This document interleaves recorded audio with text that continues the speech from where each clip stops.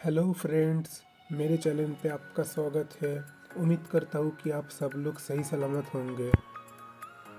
तो आज हम यू आर माई एवरीथिंग का पार्ट 3 स्टार्ट करने वाले हैं। तो इससे पहले हमने पिछले पार्ट में देखा था कि कैसे विंग और ओंगजी की फिर से मुलाकात हुई, कैसे ओंगजी ने विंग को एक बहुत ही डीप और पैशनेटली किस किया और कैसे विंग गुस्से के मारे वहाँ से चला गया। तो चलिए अब हम इसके आगे करते हैं। ओइंग कॉलेज के गेट के सामने से बाहर निकलकर एकदम सीधा अपने घर चला गया और घर जाकर फिर से दरवाज़ा बंद करके कुछ सोचने लगा। हाँ, बहुत कुछ सोचने लगा। जिस चीज़ का उसने सोचा भी नहीं था वही चीज़ हो गया। आज पूरे 4 साल बाद ओंगजी उसके सामने है। उसने कभी भी नहीं सोचा था कि ओंगजी से उसकी फिर से दूसरी मुलाकात होगा, पर फिर से आज हो ही गया। वो अपने मन में बोलता है, मिस्टर लैन ओंगजी, इस बार मैं आपको अपनी ज़िंदगी में बिल्कुल भी आने की इजाज़त नहीं दूंगा। अपने पिछली बार मुझसे जो खेल खेला, इस बार मैं वो खेलने नहीं दूंगा। इस बार मैं वो पहले वाला विंग नहीं हूँ। इस बार आप विंग का दूसरा रूप देखोगे। इधर ओंगजी लैन मेंशन में वापस आता है। आकर अपने घर के अंदर जाकर सीधा अपने रूम में जाकर लेट जाता है। बहुत सुकून भरी से अपनी आंखों को बंद कर कर सोचने लगता है, मेरा लिटिल बनी, आखिरकार तुम मुझे मिल ही गए। मुझे पता था तुम वहीं पर होगे और देखो तुम मुझे मिल भी गए। अब तुम्हें मेरे पास आने से कोई नहीं रोक सकता। बहुत जल्द तुम मेरे पास होगे। ऐसे ही करके दोनों अपने अपने सोच में मग्न थे। तो फिर अब चलिए कुछ दूसरा शुरू करते हैं। थोड़ा सा फ्लैशबैक में चलते हैं कि कैसे इन दोनों की मुलाकात हुई थी। क्यों अब विंग ओंगजी से मुलाकात करना नहीं चाहता, क्यों ओंगजी फिर से विंग को अपना बनाना चाहता है। तो अब चलती है थोड़ा 5 साल पीछे। तो हम देखते हैं लैन मेंशन का सीन, जहाँ पर मिस्टर लैनजेन से बोल रहा है कि लैन ओंगजी, तुम्हें उसी कॉलेज में जाना होगा। तुम इतने बदमाश हो गए हो, इतने बिगड़ेल हो गए हो, जिस कॉलेज में भी तुम्हें भेजूं तुम मेरी बात नहीं मानते। बच्चों को बुली करना क्या तुम्हारी आदत बन चुकी है। तुम्हारी वजह से मेरी रेपुटेशन का क्या होगा। तुम्हारा बड़ा भाई शिचन, कभी भी उसके नाम पे एक भी कंप्लेन नहीं आया और तुम्हारे नाम में मुझे ढेर सारे कंप्लेन आते हैं तो आते ही है। बस मैं कुछ नहीं जानता, तुम्हें उस कॉलेज में ही जाना होगा। इधर लैन ओंगजी बोलता है, डैड आर यू सीरियस, मैं उस कॉलेज में जाऊँ? उस घिसा पिटा कॉलेज क्या है वहाँ पर, मुझे नहीं जाना। इधर सिचन बोलते हैं कि लैनजेन, जो भी हो जाए तुम्हें उसी कॉलेज में जाना होगा और तुम्हारा ये लास्ट ईयर उसी कॉलेज में कंप्लीट करना होगा। बस मैं और कुछ नहीं जानता। तुम्हें जाना होगा मतलब जाना ही होगा। तुमने हमारी नाक पर दम कर दिया है। यहाँ पर लैन ओंगजी अपने बड़े भाई को तो कुछ बोल नहीं सकते।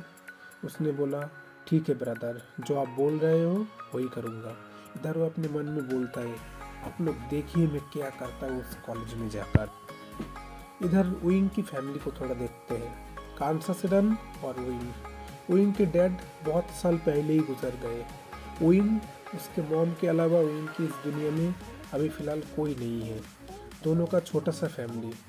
उसका मॉम एक छोटी सी ठेले का दुकान चलाती है, जहाँ से उनका रोजी रोटी बन जाता है। अब ऐसे ही चल रहा है उन दोनों का। विंग अभी फर्स्ट ईयर में भर्ती होने वाला है। अभी अभी विंग का जस्ट 18 हुआ है और इस बार वो कॉलेज में फर्स्ट ईयर भर्ती होने वाला है, जिसके लिए बहुत एक्साइटेड है। उसको मेहनत करना है, पढ़ना है, कुछ बड़ा बनना है, ताकि वो आगे जाकर अपनी मॉम की मदद कर सके। यही सोच में है अपनी विंग। तो अब देखते ही देखते कॉलेज का दिन आ जाता है। लैनजेन, जैसे कि उसने बताया था उस हिसाब से ही तो कॉलेज जा। लैनजेन अकेला नहीं आया है, उसके साथ उसके दोस्त क्रिस और उसके डैड के बिजनेस पार्टनर की बेटी सूजी भी आई है साथ में। इन तीनों अब कॉलेज में गया है। अब सूजी के बारे में बात करें तो सूजी मनी मन लैनजेन को पसंद करता है, पर कभी बोल नहीं सका।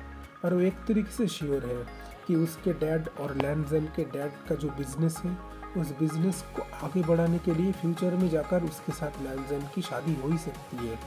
और लैनजेन तो किसी को पसंद करता नहीं है। तो सूजी तो ये बात से श्योर है कि मैं शादी के बाद तो उसका दिल जीत ही लूँगा। इधर लैनजन कॉलेज के लास्ट ईयर में और सूजी कॉलेज के फर्स्ट ईयर में। विंग और सूजी दोनों ही एक ही क्लास के क्लासमेट होने वाले हैं।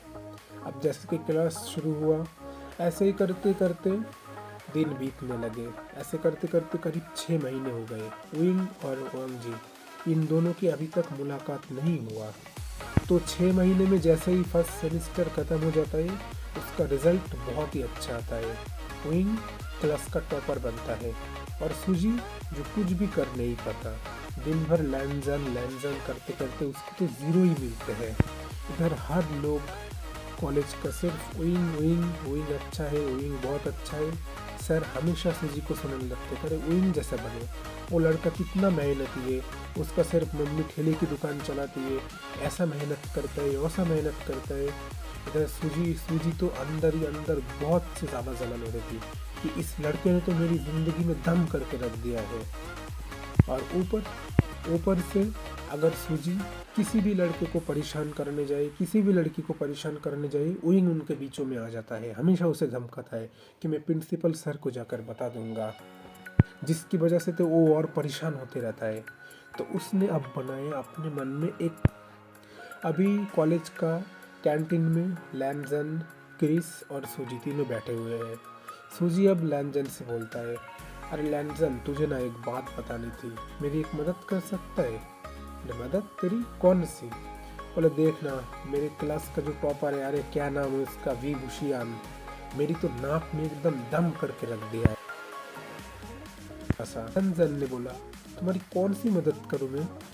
सूजी ने बोला, तुझे मेरा छोटा सा एक मदद करना है, उस वी भूषियान को तेरे प्यार के जालों में फंसाना है। लैनजन जैसे ही ये बात सुना, उसके तो पूरे रोंगटे खड़े हो गए।